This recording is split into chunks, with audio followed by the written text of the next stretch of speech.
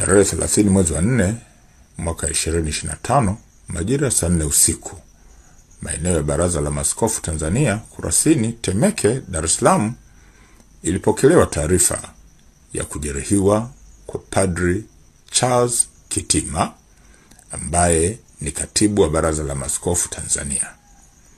Padri huyo inadaiwa tangu saa 3 asubuhi walikuwa na kikao na viongozi wa dini mbalimbali katika eneo hilo, na baadaye, baada ya kikao kuisha, yeye majira ya saa 1 jioni alikwenda kwenye kantini yao ambapo aliendelea kupata kinywaji hadi saa 4:15 alipokuwa maliwatoni pembeni ya kantini hiyo.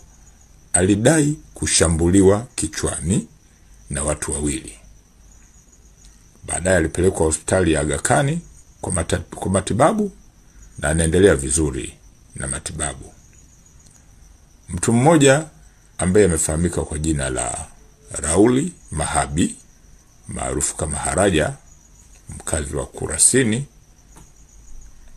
anashikiliwa na kuhojiwa kuhusiana na tukio hilo.